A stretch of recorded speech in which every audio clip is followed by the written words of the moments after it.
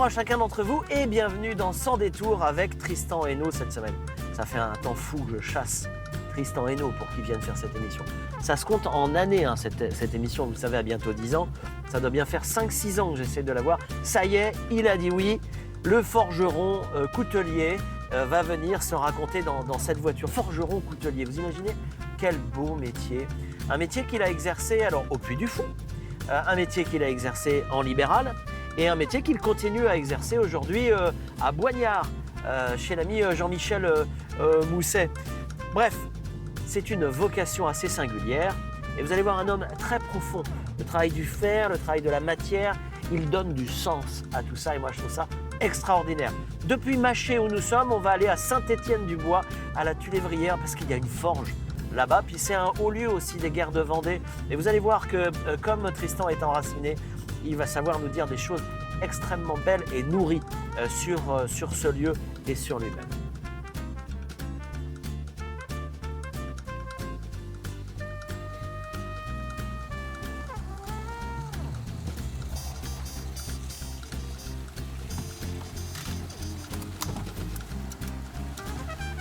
Tristan Hainaut.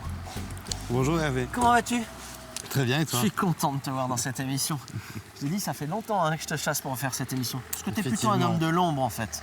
Tu as besoin d'être un peu en sécurité. Oui, c'est ça, peut-être un peu. Ouais. Hein? Il y avait quelque chose comme ça. En tant que forgeron, on est plutôt solitaire ou on est tourné vers les autres? À la fois les deux. Moi j'aime beaucoup le contact avec les autres et j'aime aussi la solitude devant mon feu. Ouais. Tu donnes du sens au feu. Il a du sens, tout simplement. Ouais, on va aller discuter de tout ça dans la voiture. Allez, on y va.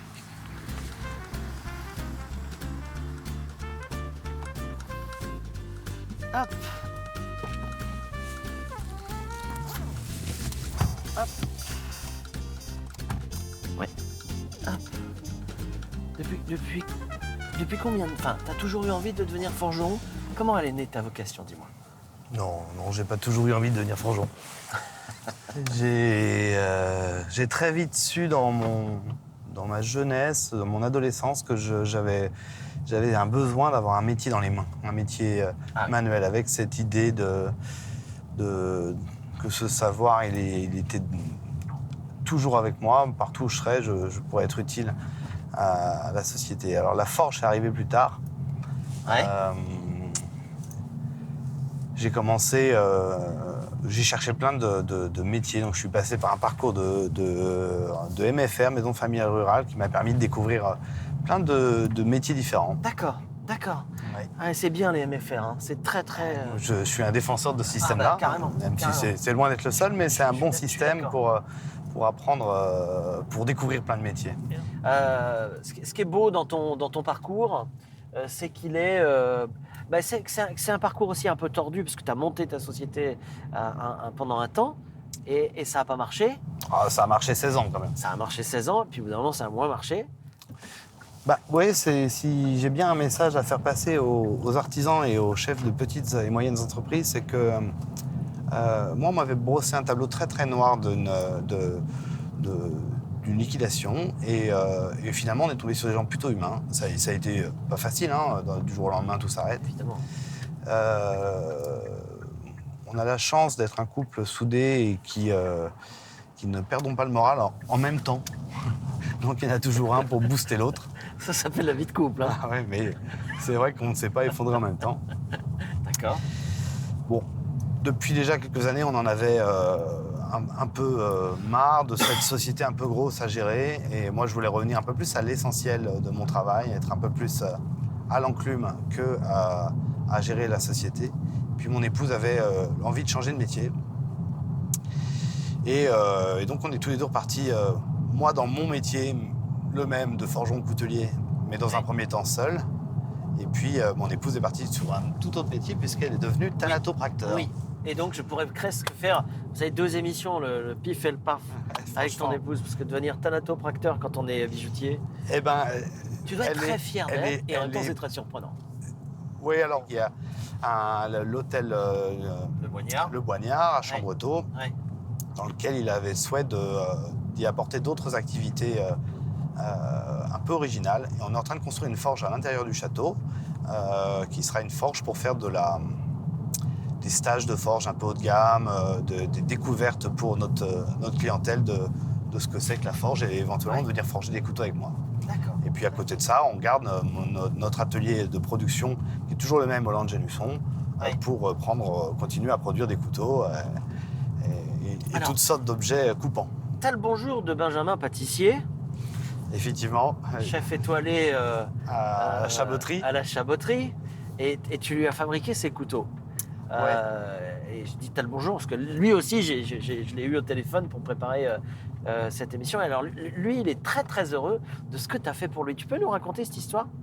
Benjamin Pâtissier est venu me voir avant de réouvrir la chaboterie et on a mis en place ce projet. Alors ces couteaux, ils ont une petite histoire parce que ils partent d'un couteau pliant que je fabrique. Oui. En toute petite quantité, mais qui s'appelle l'Insurgé, qui est un couteau que j'ai imaginé quand je fais un couteau comme un couteau pliant que je vais faire en petite série. Souvent, avant de le dessiner, je l'écris. J'écris un texte, j'écris ce que je veux mettre dedans. Ça part plus de l'écriture chez moi que du dessin. D'accord. Et ensuite, cette écriture va m'inspirer le dessin, mais c'est une façon, je pense, un peu particulière, mais j'aime beaucoup la littérature et je commence par écrire ce que je veux mettre dans le couteau avant de le créer. Alors, pas toujours, mais lorsqu'il s'agit de couteaux comme mes couteaux pliants. Et l'Insurgé est un couteau que j'ai écrit en m'inspirant de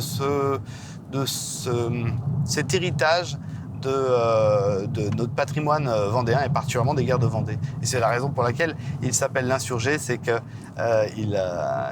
je souhaiterais que l'on garde tous notre capacité à s'insurger. D'accord. Et pour revenir à Benjamin Pâtissier, eh bien, j'ai décliné ce couteau pliant, fermant, en couteau droit pour la table. Et c'est pour le moment le seul à les avoir sur la table. Très bien. Je vous avais dit que Tristan donnait du sens aux choses.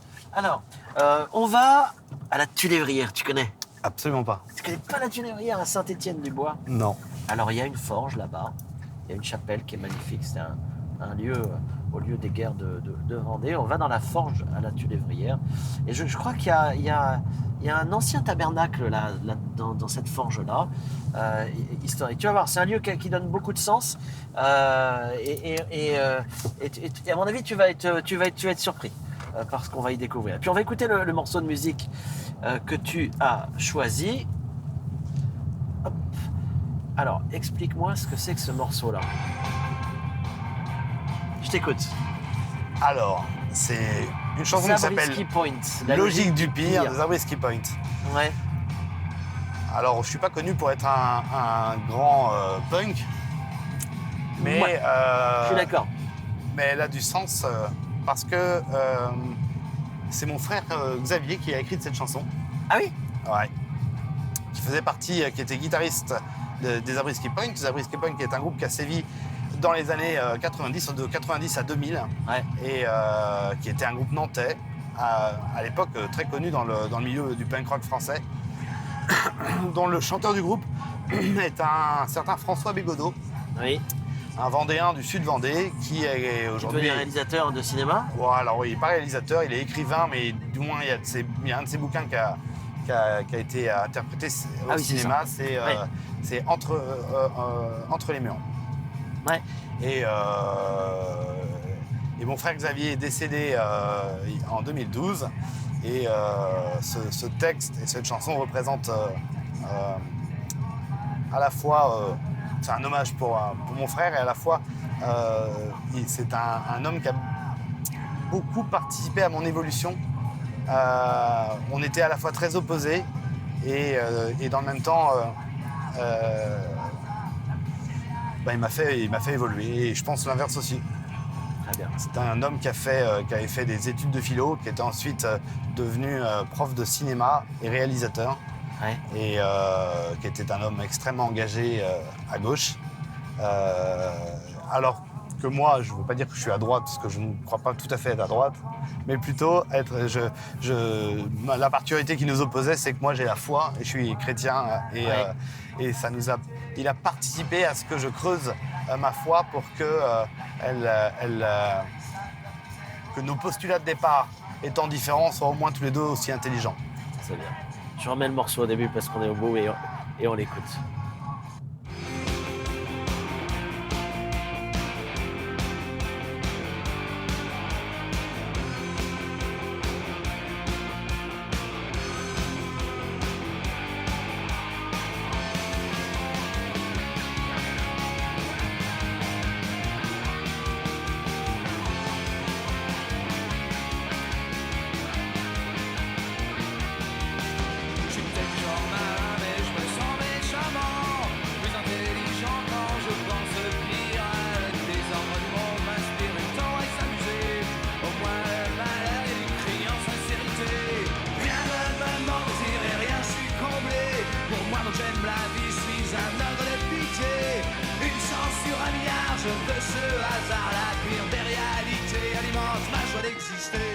Donc on est dans la forge de la Tulévrière. Rappelle-moi le nom du forgeron, parce que vous connaissez tous en fait. Arthur Muller. Arthur Muller.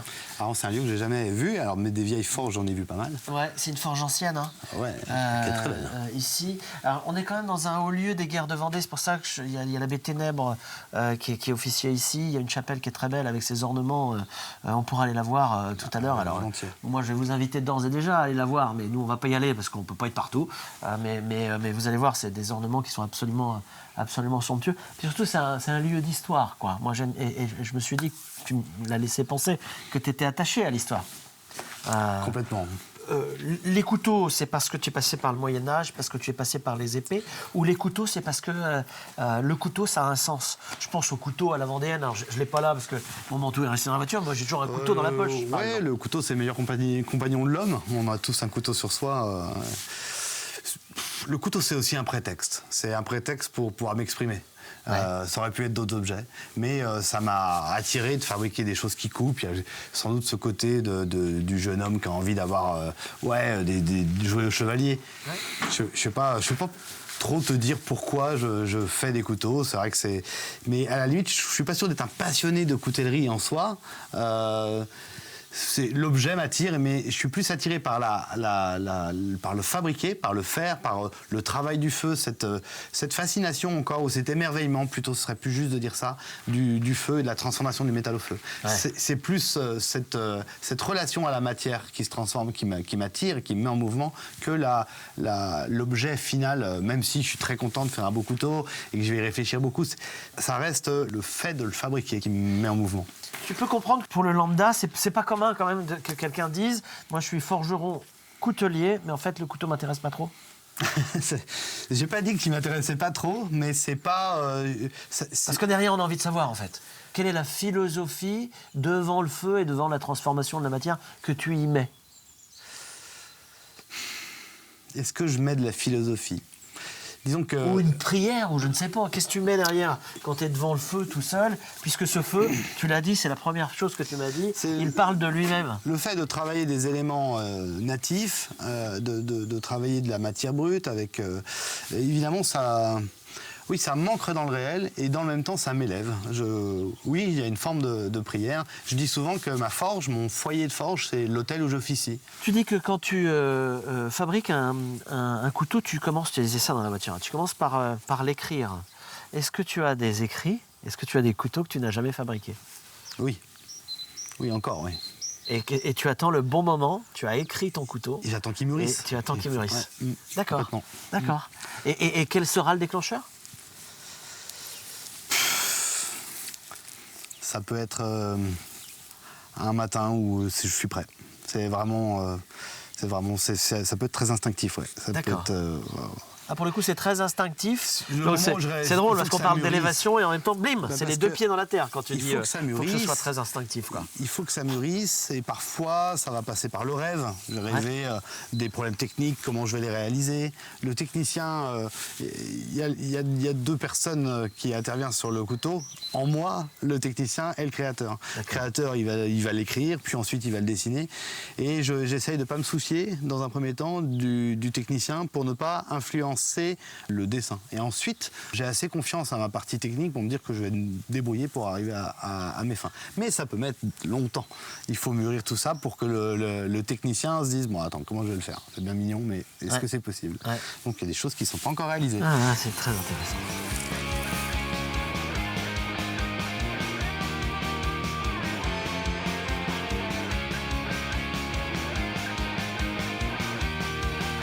Notre vie c'est l'atrocité, la guerre, la maladie. D'ailleurs même le moi il taille ça comme disait l'autre. Mais toi tu cherches un bonheur, tu vois lequel tu réponds rien.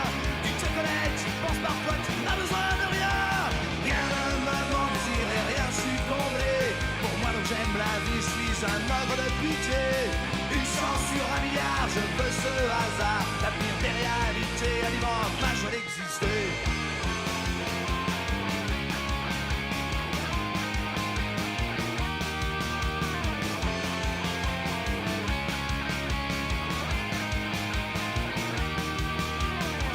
Genre malin mais je me sens méchamment plus intelligent quand je pense le pire. Le désordre du monde m'inspire une tendresse amusée. Au moins le malheur y a d'une criante sincérité. Notre vie c'est l'atrocité, la guerre, la maladie. D'ailleurs même le moi est haïssable comme disait l'autre. Avec toi tu cherches un bonheur, dis-moi lequel tu réponds rien. Tu te connais, tu penses parfois, tu n'as besoin de rien. Rien ne me manque désir et rien je suis comblé. Alors, on a parlé des couteaux. Il t'arrive de forger autre chose? Ah oui. Alors, bon, aujourd'hui, tu as une société, tu bosses à Boignard, vous avez plein de projets avec Jean-Michel Mousset pour développer, alors pas forcément d'ailleurs la société, mais pour développer le sens qu'on donne aux choses et aux gens, on peut dire ça aussi. Bah oui, il faut développer Tu fais des rencontres, tu expliques ton métier, tu reparles du feu, tu parles aux gens comme tu nous parles à nous.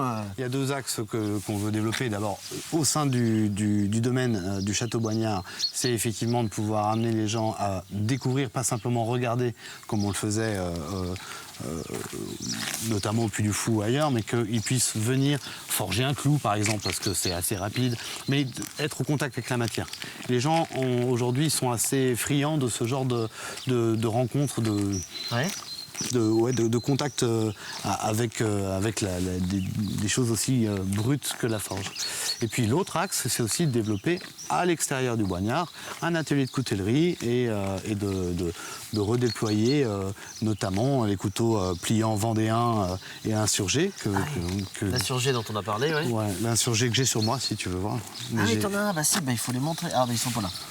J'ai pas le vendéen, Mais t'en as au moins un. mais j'ai un insurgé. Ça, c'est hyper important qu'on voit un couteau. Ah, puis il y a le... Donc ça, c'est voilà, ça c'est le modèle de l'insurgé en couteau pliant. Alors c'est le mien, donc il est sale. Donc là, on voit de ce qu'on appelle le damas. C'est un feuilleté d'acier de fer qu'on va souder à la forge. D'accord. Voilà. Et là, le manche est en os de chameau. D'accord. Parce que je trouvais ça joli. Ensuite, on a un petit guillochage au-dessus. Bon, là, c'est un exemple, hein, c'est celui c'est le mien. Ouais. Et puis j'ai un autre modèle qui est différent, qui s'appelle le Vendéen, que j'ai. À lui, il est plus acéré parce que c'est un élan de l'esprit de cette d'insurrection. Et le Vendéen, je l'ai imaginé, je l'ai écrit comme étant le couteau de tous les jours de la Vendée en paix, généreux, le tartineur. On partage le casse-croûte ensemble. D'accord. Et je l'ai pas là, mais et j'ai pas encore repris la production de ce couteau, mais ça va venir. Ah, il est beau. Hein. Le fait d'avoir un couteau sur soi, ouais, je pense que c'est pour beaucoup de gens, c'est important. Et par exemple, souvent, je restaure des couteaux, même si c'est pas rentable économiquement pour le client, parce que le couteau, c'est le couteau du grand-père, il n'a pas forcément beaucoup de valeur, mais il a un ressort de cassé. C'est beaucoup de travail à faire un ressort pour un couteau, mais en même temps, ils sont tellement attachés à leur couteau que que c'est bien de pouvoir leur faire, quoi. Bien sûr. On est ici, près de la statue de l'abbé Ténèbres et près de la chapelle. Je trouve que c'était bien de lier les deux pieds dans la terre et le côté intuitif, mais également la verticalité qui donne du sens au travail de Tristan Hainaut. Merci beaucoup Tristan d'être venu avec nous dans cette émission. Merci pour cette visite. On se retrouve dans 15 jours pour un nouveau numéro de Sans Détour la semaine prochaine. C'est Caroline Tronche, bien sûr. Salut. Je veux ce hasard, la pire des réalités alimente ma joie